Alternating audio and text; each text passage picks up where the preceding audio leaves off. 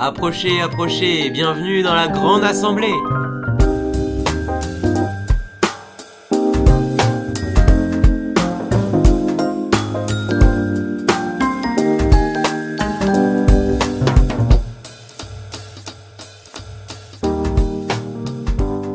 Eh bien, bienvenue à tous pour ce troisième podcast. Comment ça va, Angelo? Mais ça va drôlement bien, Gaspard, et toi? Mais au top du top, j'ai envie de te dire, comme la dernière fois. Super. Eh bien, qu'est-ce qu'on a au programme aujourd'hui? On a déjà notre fameuse rubrique actualité présentée par Angelo Até. C'est un petit dans son domaine, il est plutôt performant, le gamin. Coucou.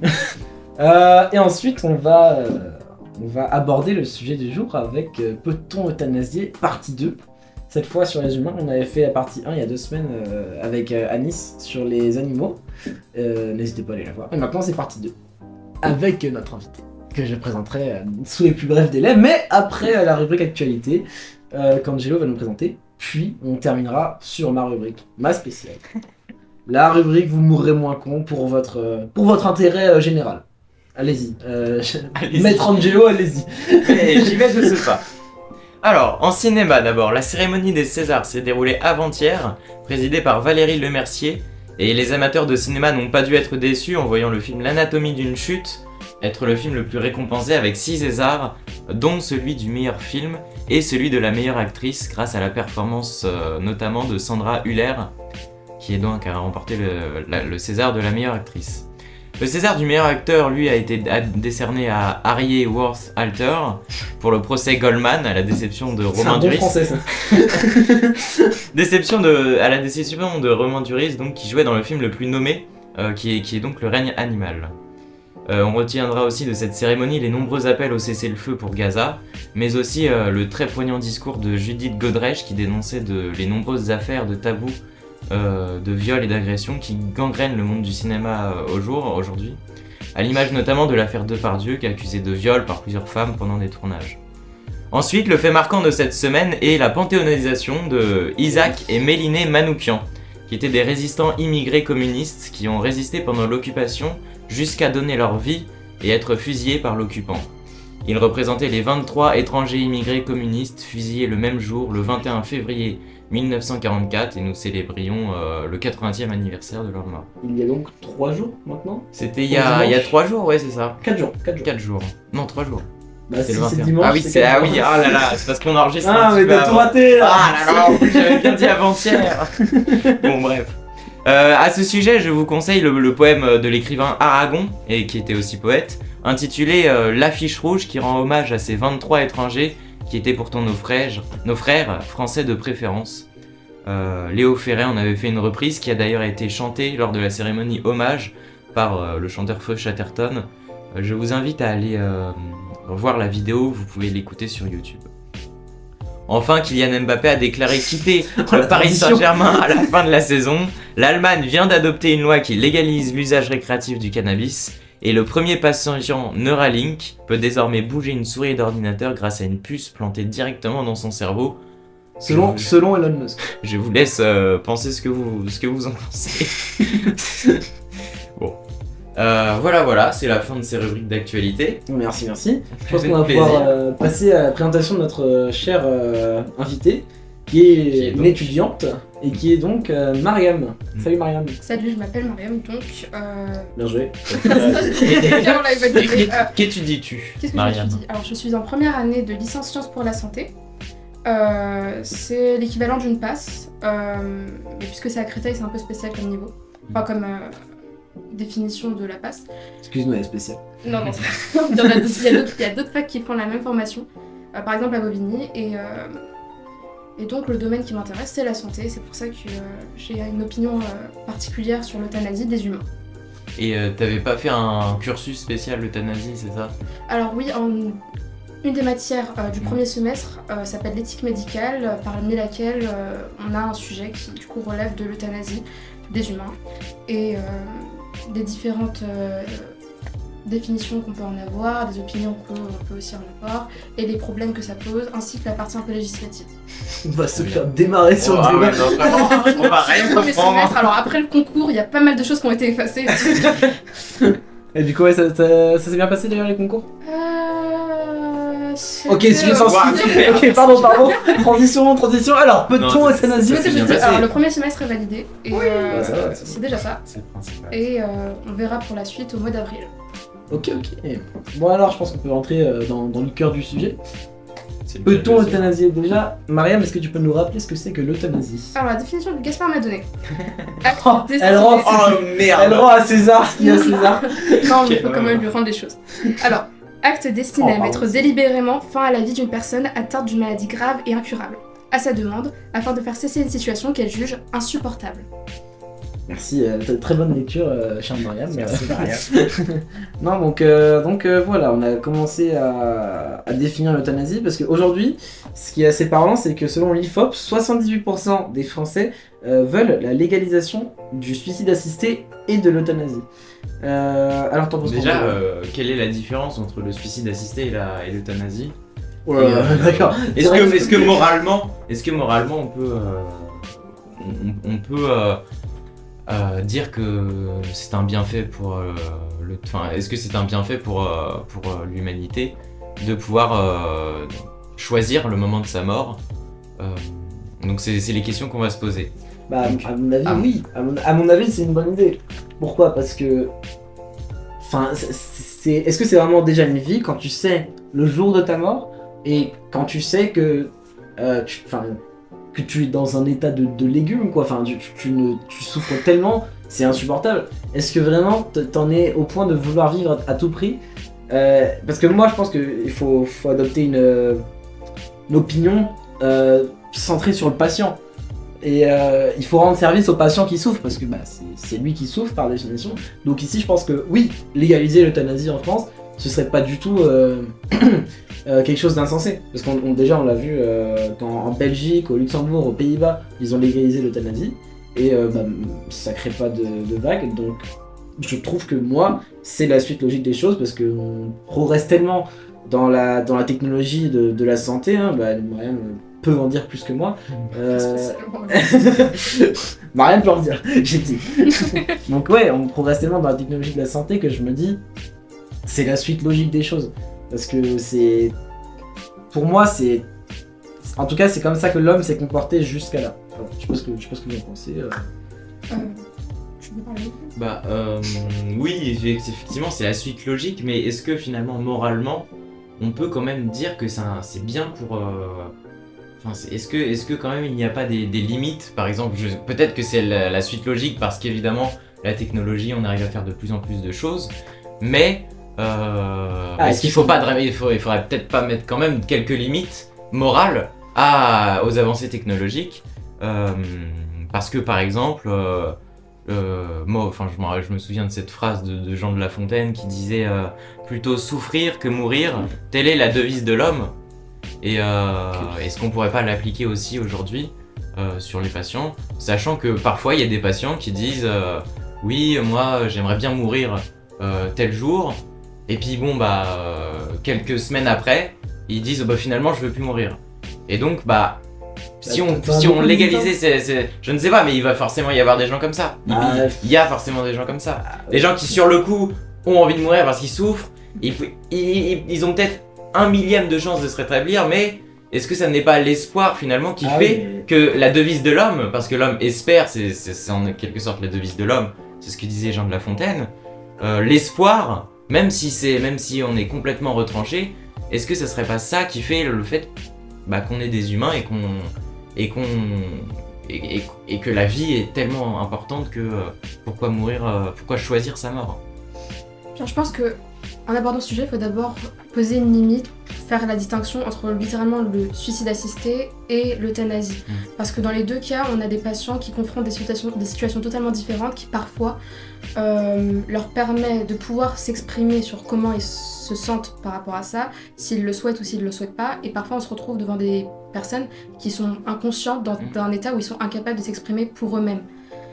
Et c'est dans ce contexte-là qu'il faudrait peut-être aborder le sujet de cet avancement de la technologie qui permet à certaines personnes de choisir le moment de leur mort. Je pense que ça relève surtout du suicide assisté. Et le moment où il faudra parler d'une personne qui est en état de profonde souffrance, médicale et qui n'est Psychologique. et psychologique forcément, si jamais elle est consciente, pour parler de cela. Ouais, maintenant, moi je trouve que ces distinctions justement, pardon, cette distinction entre le suicide assisté et l'euthanasie, je trouve que elle est pertinente parce que dans le sens où le suicide assisté, pour mettre les gens dans le contexte, le suicide assisté, c'est le patient lui-même qui commet l'acte fatal, qui fait l'acte fatal, qui en soi décide de sa mort, entre guillemets. Alors que. Et le médecin ici encadre seulement cette action. Mais l'euthanasie, c'est complètement différent. Le résultat est le même, mais l'euthanasie, c'est le médecin qui décide vraiment de la mort du patient. Alors je voudrais juste ajouter quelque chose au débat. Donc depuis 2016 en France, la loi Claes-Leonetti autorise la sédation profonde et continue jusqu'au décès. Pour, je cite, un malade incurable dont le pronostic vital est engagé à court terme. Donc ça veut dire quoi, pronostic vital engagé à court terme? Ça veut dire qu'il va mourir dans quelques heures ou quelques jours. Ici c'est un peu une forme d'euthanasie. Parce que, mais ici, ce qui est pertinent à dire, c'est qu'on est sûr qu'il va mourir. Donc, Angelo, tu parlais d'espoir tout à l'heure. Il y a 1 millième d'espoir de survivre. Bah là, justement, en fait, il n'y en a pas. Plus. C'est ça. Et donc, dans ce cadre-là, est-ce que on pourrait pas légaliser l'euthanasie? Parce qu'en soi, Mariam, je sais pas, peut-être je me trompe, mais la sédation profonde et machin, c'est une forme d'euthanasie. Ça dure sur 1 semaine. Parce qu'en fait, pour clarifier, c'est on injecte un liquide de manière intraveineuse dans le patient, donc dans la veine du patient, et petit à petit, tous ses organes commencent à mourir, quoi, et à la fin, au bout d'1 semaine en moyenne, le patient meurt. Donc c'est une forme d'euthanasie. Et j'ai oublié la question que je voulais te dire. Oui, c'est ça, c'est genre, pour moi, c'est une forme d'euthanasie. Après, justement, c'est pour ça que c'est la suite logique. Parce qu'on a déjà autorisé ça en 2016, la sédation. Alors pourquoi est-ce qu'on s'arrêterait là? Et finalement, pourquoi est-ce qu'on n'irait pas plus vers l'efficacité? Parce que, à la fin, c'est ça qu'on cherche, c'est une mort qui est genre efficace et douce. Une mort efficace. Une mort efficace. Non, mais vous voyez ce que je veux dire, quoi. C'est. Enfin voilà, c'est genre. Pour moi, c'est l'évidence. À partir du moment où il n'y a plus aucun espoir. Parce que, donc, voilà. Après, on pourrait dire genre que c'est pas moral, etc. Mais moi, personnellement, j'y crois pas à ce truc de moralité. Quand il y a un patient qui souffre, et on sait qu'il souffre, il faut faire quelque chose. Tu parles de morale, justement. Mariam, tu pourras nous l'expliquer plus clairement, mais moi, j'avais vu que il y a quand même le serment d'Hippocrate, quand même. Quand on parle d'euthanasie, on parle quand même de mettre fin à la vie de quelqu'un. Certes il souffre, certes d'accord, ok, mais on parle quand même de provoquer la mort délibérément. Et le problème, c'est que justement, dans le serment d'Hippocrate, d'accord, il y a des arguments qui pourraient dire, effectivement, à un moment, ils disent « je ferai tout pour soulager les souffrances, je ne prolongerai pas abusivement les agonies ». Bon, voilà. D'accord, peut-être, pour moi, là, tout est dit. Mais est-ce que, quand même, parce qu'il y a en fait une 3e phrase juste après qui dit « je ne provoquerai pas la mort délibérément ». Et est-ce que justement je ferai tout pour soulager les souffrances, tout sauf provoquer la mort délibérément? Et c'est ça la vraie question, parce que moi je suis un adepte du serment d'Hippocrate. Je pense que c'est la constitution des médecins. Je trouve ça formidable. Pour moi, je trouve que c'est pas. Il y a un désaccord avec nous. Mariam, tu penses quoi toi du serment d'Hippocrate? Est-ce que tu penses qu'il faut se fier à ça et donc dire que non, il faut pas provoquer la mort délibérément et donc il faut pas euthanasier, c'est pas moral? Ou alors est-ce que il faudrait faire abstraction de cette phrase « je ne provoquerai pas la mort délibérément » pour pouvoir je ferai tout pour soulager les souffrances et donc Eh bien, je pense que le serment d'Hippocrate la première version du serment d'Hippocrate a été écrite à une époque où encore cette possibilité de mettre fin à la vie d'une personne afin de soulager ses souffrances n'était même pas envisageable. Les technologies n'étaient pas à disposition pour pouvoir le faire. Le serment d'Hippocrate s'est quand même régularisé un maximum de fois. Je pense que la dernière fois que ça a eu lieu, c'était en 2012. Je sais pas si la question de l'euthanasie était passée dans la tête des personnes qui l'ont réactualisé. Mais je pense que faut préciser que lorsqu'ils disent mettre fin à la vie d'une personne, ils pensaient certainement pas à l'euthanasie, peut-être qu'ils parlaient justement du coup du meurtre d'une personne, parce que certaines personnes vont voir l'euthanasie d'ailleurs aussi comme un meurtre. Car ça, c'est c'est... abusé. Moi, je pense qu'ils font quand même. Enfin, la version de 2012, je pense qu'ils savaient à peu près qu'on pouvait euthanasier, ou alors qu'on pourrait peut-être. Ouais, je pense qu'ils avaient Et déjà donc commencé dire à je ne réfléchir. provoquerai pas la mort délibérément, même philosophiquement, même si on n'avait pas le moyen, si on ne savait pas le moyen à l'époque, on disait quand même, je pense que c'est... Enfin, personnellement, je me dis pas, le médecin ne tuera pas, parce que ça c'était dans toutes les règles, c'était pas propre au médecin. Moi je pense que le serment d'Hippocrate tel qu'il a été fait dans le temps, même s'il n'y avait pas l'euthanasie à l'époque, c'était je ne provoquerai pas la mort délibérément, même si un patient me le demande. Et je pense que cette question se pose depuis la nuit des temps, et donc ils y avaient répondu comme ça. Alors peut-être que maintenant on a des moyens techniques beaucoup plus approfondis, mais quand même, je pense que c'est important de faire valoir le serment d'Hippocrate. Par contre, je ne dirais pas mon avis. Hein. Mais, Moi, là, j'ai envie- je me fais l'avocat du contre. Moi j'ai envie de demander à Mariam, tu te destines à être médecin, enfin, J'espère. médecine, ouais, voilà, Bah, t'as médecin, compris. ouais. Médecine. Bref, mais médecine, c'est la formation. Oh, est-ce qu'on va débattre sur ça? Bon, médecin ou médecine, prochain podcast. Putain. Non, voilà, donc tu te destines à être médecine. J'espère. Imaginons que tu es confronté à un cas d'euthanasie. Le patient ne t'a donné aucune indication. Tu ne sais pas s'il veut être euthanasié en cas de grande souffrance ou pas. Tu sais qu'il souffre. Qu'est-ce que tu vas faire? Est-ce que tu vas demander à ses patients, enfin à ses proches, tu fais quoi? Dans ce genre de situation, normalement, un médecin ne peut pas prendre de décision par lui-même seul. Il est obligé de demander de l'aide et de faire preuve de beaucoup de communication avec l'ensemble d'une équipe médicale qui va donner son opinion et décider ensemble de qu'est-ce qui, selon eux, serait la meilleure des solutions. Évidemment, ils sont obligés de demander aux proches du patient qu'est-ce qu'ils pensent le patient choisirait, s'il leur a déjà est-ce que le patient s'est déjà exprimé sur le sujet? Sinon, qu'est-ce que eux ils souhaiteraient en fonction de ce qu'ils pensent que le patient dirait? Et si eux souhaitent continuer de... J'imagine la situation où le patient est vraiment dans un cas où il est au bord de la mort, mais il est en plein état de souffrance et il va peut-être souffrir, il va peut-être mourir ou non. Est-ce que eux ils souhaitent prolonger les soins afin de le garder un maximum avec eux, sachant qu'il est en état de souffrance? Et à partir de là, l'ensemble de l'équipe médicale devrait donner leur opinion là-dessus, exprimer ce qu'ils pensent serait la meilleure des solutions dans l'intérêt du patient. Ouais. Là, t'as expliqué la règle un petit peu. Ça, mais c'est toi, la règle ton actuelle. Elle avis, si applique jamais la toi, règle. Moi, oui. j'apprécie la règle Tu actuelle. appliques oui, non, mais justement, je- tu dis la règle, c'est il faut demander aux autres. Mais toi, si toi par exemple, si Moi, j'imagine même les cas à titre extrêmes. personnel, est-ce que t'as envie d'être euthanasié quand tu seras grande? Quand tu seras Quand grand. tu seras vieille, quand tu seras vieille, pardon. Alors, Quand en tu seras espérant que plus, je ne me retrouve pas dans la situation. Si jamais un jour t'es dans cette situation, Alors, même personnellement. alors moi, j'imagine par exemple une situation où une personne est vraiment au bord de la mort, qu'on n'a Mhm.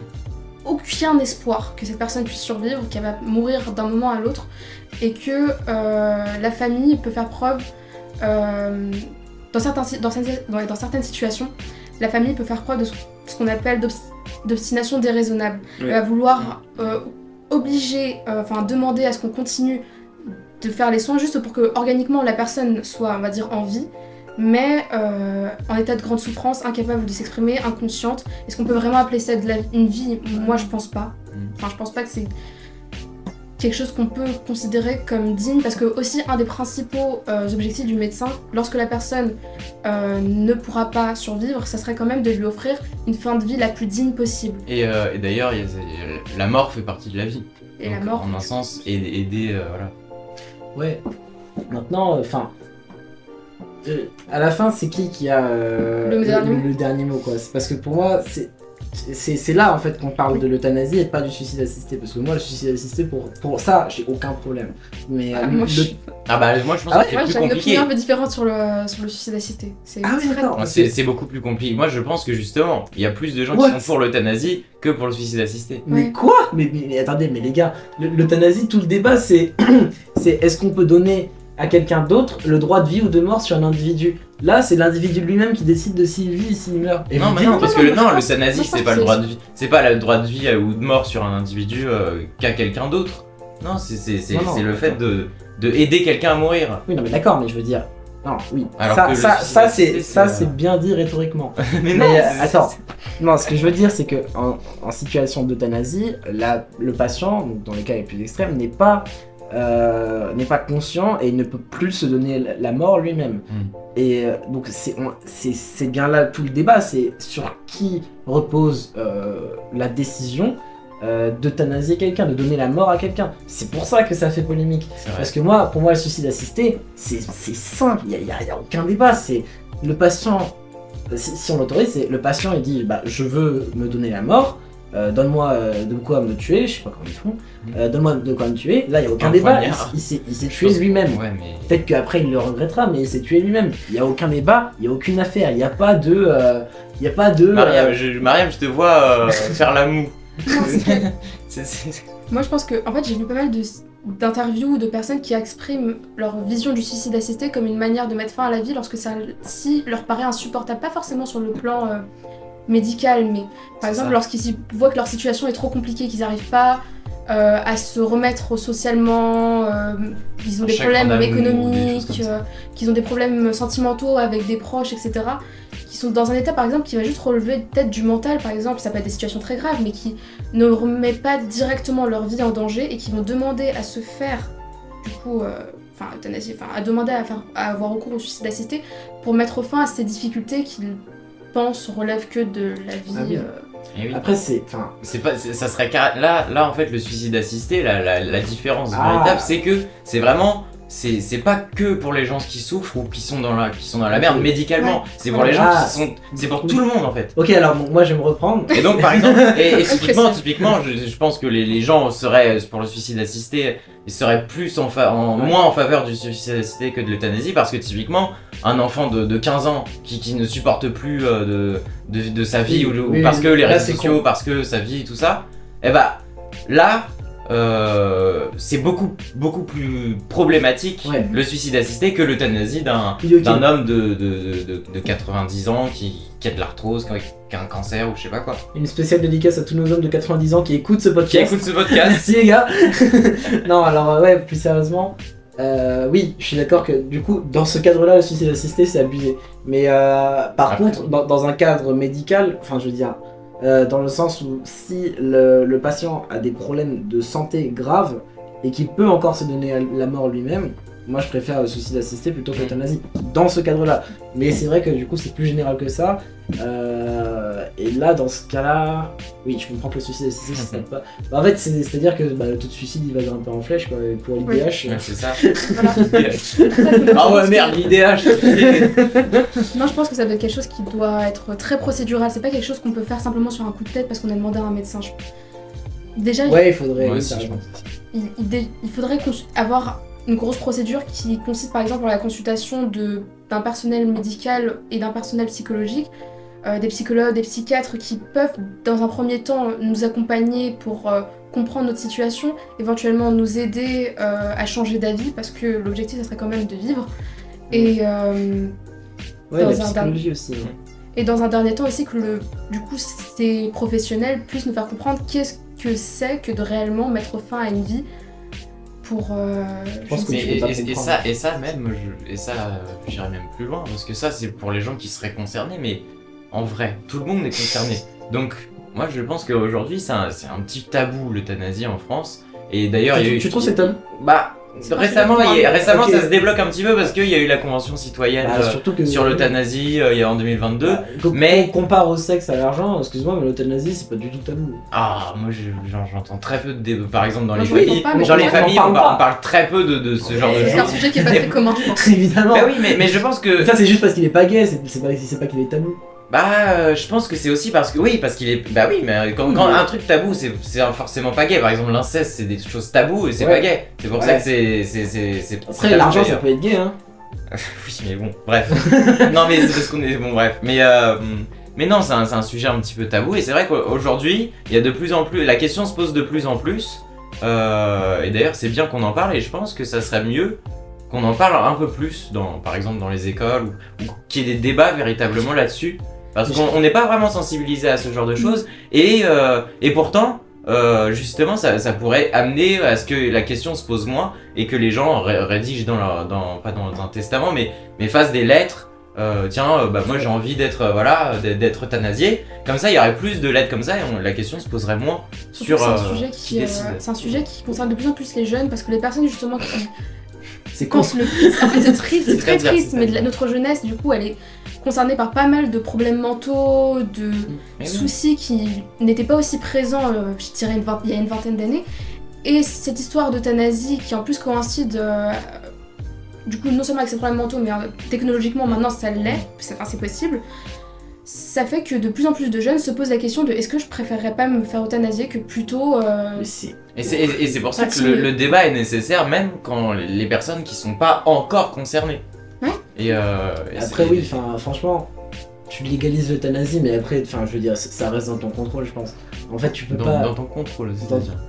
Dans ton contrôle, dans le sens où le pays qui décide. Imaginons demain la France légalise l'euthanasie. C'est pas pour autant que tous les jeunes ils diront oh je vais me faire euthanasier, tu vois ce que je veux Oui, dire. non, mais c'est pour ça. Non, mais je veux dire, non, mais- non, au-delà de la question de légalisation, le débat, poser cette question dans les écoles ou je sais pas, dans les écoles, plutôt en médecine, mais aussi par exemple en droit ou même en primaire, enfin non pas en primaire, en c'est un peu collège jeune. ou au lycée. Non, je pense que le lycée ça serait plus. Au lycée, en philosophie par exemple, et on n'en parle pas. Et c'est justement, au-delà, avant de légaliser, peut-être demander à avoir un débat commun. Et c'était ça un petit peu la vocation de la Convention citoyenne. Ah, ouais. Mais vraiment, c'est pour Parce ça que que du c'est coup, intéressant. on rappelle qu'il y a eu une convention citoyenne qui s'est tenue en décembre 2022 sur justement, est-ce que l'accompagnement à la mort finalement. L'aide active à mourir, c'était. L'aide active à mourir. Est-ce qu'il est satisfaisant aujourd'hui en France et les résultats étaient plutôt pour un changement à ça que ça n'allait pas. Mais le problème, Après- c'est que les gens sont pas vraiment éduqués à ça. Bah c'est vrai que du Et coup peut-être que la Convention a permis une meilleure éducation, mais. ça a mis de la lumière quoi. Ça, ouais, en tout cas, ça a eu le mérite de mettre en lumière un sujet qui, pour moi, bon après bon, je sais pas, pour moi, très peu de gens parlent de la mort, alors que ça fait partie de la vie. Moi, c'est un sujet que, en soi, me paraissait très très flou jusqu'à ce que je l'étudie du coup à la fac. Mais c'est pour ça. C'est une question que je me posais pas. Et d'ailleurs, toi, Mariam, à ton avis, enfin, si un jour tu t'es en situation d'une profonde souffrance, est-ce que toi, tu penses que t'aimerais bien être euthanasié ou Bien pas? sûr. Je pense que oui, ça devrait être un dernier recours. Quand on sait que y a Donc aucun toi, espoir tu que je veux me pas. réveille, que je vais mourir. Mais s'il y a, par C'est exemple, sûr. s'il y a une chance sur 100 ou sur 300, 400. Sur 300, Enfin, 400, tu vois, 500. Je pense que ça dépendra de la période. Par exemple, si on me maintient en souffrance pendant, je sais pas, 10 ans, ça a été le cas d'une personne, alors je me souviens plus de son nom. Oui, je m'en rappelle. Oui, un monsieur qui du coup avait eu un accident grave et qui a été placé en état végétatif de 2010 à 2019. Parce Putain, qu'il a il a fait- pas vu la Coupe du Monde. Et d'ailleurs, et d'ailleurs, enfin, au-delà de, enfin, vas-y, continue. Non, c'est parce que Je et vais du coup aller cette personne a été du coup, enfin on a arrêté les soins en 2019 parce que les médecins ont considéré que c'était bon, fallait pas faire preuve de plus d'obstination comme ça. Je pense que à la place de cette personne, j'aurais peut-être demandé aussi à ce que on arrête. Si jamais je suis en Bah oui. état de profonde souffrance, 10 ans. Après, moi, c'est ce dont j'ai vraiment, là, personnellement, j'ai vraiment peur de ça, c'est que si on légalise l'euthanasie, Mhm. est-ce que il peut pas y avoir des dérives et par exemple, faute d'argent ou faute de moyens pour soigner, on a des pénuries de médicaments pour mieux Ouah, soigner, on serait pas, voilà, les médecins se mais- diraient pas, tiens, on va l'euthanasier parce que ça nous coûte cher. c'est une Tu question vois, tout à ça, fait non mais c'est légitime en des soi, dérives, vrai, c'est des dérives faut possibles. imaginer les Je pense au film Soleil Vert, d'ailleurs je Ouais. conseille Ouais, j'imagine. c'est le film Soleil Vert où les vieux, on les fait mourir parce qu'il y a de la surpopulation. Mais ça c'est un film. Voilà. Mais c'est un film de science-fiction, c'est une dystopie. Et Oui. ça part d'un sujet qui était l'euthanasie et la démographie qui explose. Et ça le transforme en un film d'horreur en gros. C'est Ouais, pas, franchement- c'est pas, on ne donnait pas à manger aux autres à la fin. Et oui, en plus, Bah, en non, plus mais c'est on depuis donne, le on début. donne les. Non, c'est pas on depuis donne, le mais début, c'est genre, oui, on va enfin, pas réaliser ça. T'as tout. C'était caché. T'as Et, tout par spoilé, contre- Mariam. Putain, c'est Ah, mais pas grave, non, non, mais c'est pas grave, c'est pas faudrait grave. peut-être couper ça au Non, montage. mais, qu'est-ce que j'allais rebondir sur. Oui, ton Il y a truc des dérives. il n'y aura pas de dérive, tout simplement parce que si tu légalises l'euthanasie, en tout cas là sur les 20 prochaines années, imaginons que la France demain elle légalise l'euthanasie, au moins sur les 20 prochaines années, le cadre légal sera tellement strict Oui, que voilà, t'es c'est ça. Mais c'est sûr. obligé de prouver que le patient ne peut vraiment plus survivre. Et par contre ça va être chiant parce que du coup ça va durer longtemps avant de pouvoir euthanasier. En fait, avant de commencer, par contre ça Mais c'est vrai que c'est par intéressant. contre, il va falloir encadrer. Parce que Oui, voilà. c'est ça, Parce il va qu'il y a falloir des lancer dérives, une il y a- demande d'euthanasie, mais en fait le problème c'est que connaissant la loi de France qui prend beaucoup de temps à agir, n'est-ce pas Angelo? Ah non, non, justement non. Elle apprend. C'est les jugements qui prennent du temps Bref. à agir. Mais Bref, oui. là c'est n'est le pas le tribunal sujet. et tout. Les lois après ça non, sont mais- promulguées dans l'année qui vient. On s'en fout. Je veux dire, pardon. Enfin, Je non, veux dire, dans les mois qui viennent après là. Lancer une demande d'euthanasie, entre le lancement et le oui, vous pouvez y aller, il faut c'est- voir le nombre de jours qu'il y a. Parce que moi je dis, ça peut être un sujet à connerie. Genre le gars il va souffrir pendant un mois de plus alors C'est ça. qu'il veut juste crever, tu vois. Mais c'est ça, Donc, voilà, et c'est c'est ça. pour ça la nécessité, Et aussi- en plus d'investir de donner plus de moyens à l'hôpital public, à ce genre de choses. Et Ce que bon, Ouais, et bah, gouvernement ne justement, fait pas. Vu le De- système dans lequel on est en ce moment, c'est pas l'objectif. donner le C'est moyen. pas moi qui l'ai dit, c'est pas moi qui l'a dit. Ah, mais justement, je rebondis sur ce que tu as dit, donner le moyen aux hôpitaux publics. 2 tiers des Français aujourd'hui n'ont pas accès aux soins palliatifs. Donc on se pose la question, peut-on euthanasier? Est-ce que on a le droit, mais aussi est-ce que c'est dans notre pouvoir? Est-ce qu'on peut Oui. euthanasier est-ce qu'on a la possibilité de le faire? Pas évident parce que du coup, Puis- 2 tiers des Français n'ont pas accès aux soins Ah, palliatifs, pour comme quelle je viens de le dire. Pour quelle raison? Parce qu'il y a 20 départements qui n'ont aucun, qui n'a aucun hôpital qui est capable de donner des soins palliatifs. Et en fait, C'est formidable. est-ce que légaliser l'euthanasie, finalement, ça changera tellement des choses? Parce que entre le fait que c'est coûteux et que c'est pas présent du tout dans tous les hôpitaux, il va y avoir 3 euthanasies par an. Et en plus, le truc de lancer une demande d'euthanasie, ça va prendre des plombes. Franchement, oui, tu peux légaliser l'euthanasie, mais pour moi, ça n'aura pas de grand Et impact, puis- en tout cas pas immédiatement. Puis la question aussi, elle est aussi politique, c'est avant de se lancer dans des réflexions morales sur l'hôpital public, peut-être essayer de le sauver, et peut-être parce que là on sait que Ça, il y a c'est une autre énormément de lits problématique. qui sont supprimés, enfin comme tu dis, les soins palliatifs, avant de faire l'euthanasie, peut-être faire les soins palliatifs, ce serait la moindre des choses. Oui, je pense que c'est. Moi, dans une situation où j'imaginais justement une personne qui est en situation de profonde souffrance et qu'on ne sait pas qu'est-ce qu'on doit faire, là, ce qui serait bien, ce serait justement d'établir des soins palliatifs pendant une certaine durée, mais si on sait que ça ne va pas changer grand-chose et que la personne va quand même être en état de souffrance, parce que les soins palliatifs, c'est pas nécessairement un moyen de soulager totalement la personne. Mais Tu peux nous faire une définition rapide des soins palliatifs, s'il te plaît? Parce que je m'en souviens plus. Alors, les soins palliatifs, selon moi, je pense que c'est un moyen de soulager les douleurs au maximum. Enfin, c'est l'objectif, c'est de soulager les souffrances du patient au maximum jusqu'à la mort. Parce qu'on sait que dans la définition inclut l'idée que la personne va finir par mourir. Yes. Moi sur ce, merci, c'était vachement cool, franchement j'ai vraiment Ouais, kiffé ce débat. ça allait vite, hein. Le temps est passé vite.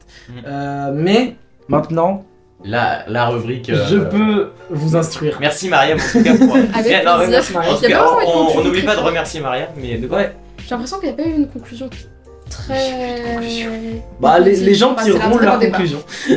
C'est à vous de. Et vous pourrez nous dire dans vos commentaires, team légalisation ou team Bah franchement, voilà.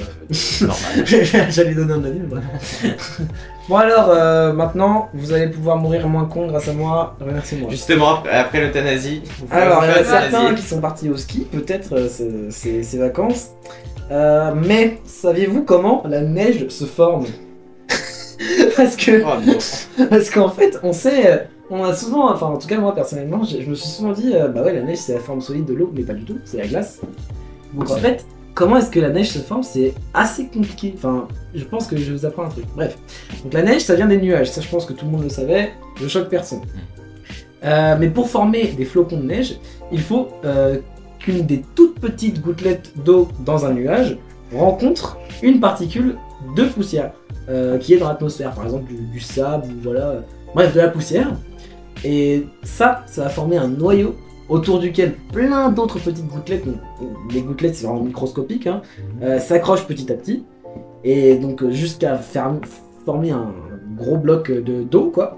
Et alors au-dessus de 0 degré, ce noyau finit par être une goutte d'eau, si le nuage est au-dessus de 0 degré Celsius, et en dessous de 0 degré Celsius, les gouttelettes d'eau se cristallisent et forment des cristaux de glace. C'est les cristaux en forme d'étoile qu'on connaît tous là. Et ce tas de cristaux, on appelle ça un flocon de neige. Et voilà. Maintenant, reste à voir si ça tiendra au sol une fois le flocon tombé. Donc voilà, vous mourrez moins con. Merci. Merci Gaspard. Ça aurait été très pratique. Wow, je te permets pas de critiquer. Non, c'est des questions qu'on se pose au pif, j'ai l'impression. Ah, mais après tout, un flocon de neige, comment ça se produit? Enfin, Et bah maintenant tu sais. Maintenant je le sais, merci. Merci beaucoup. Non, donc voilà, je pense que là-dessus on peut conclure, Merci encore une fois à Mariam pour, Merci à pour ce Mariam. débat. Avec plaisir. Et plaisir partagé. Merci Angelo d'animer si bien ce podcast.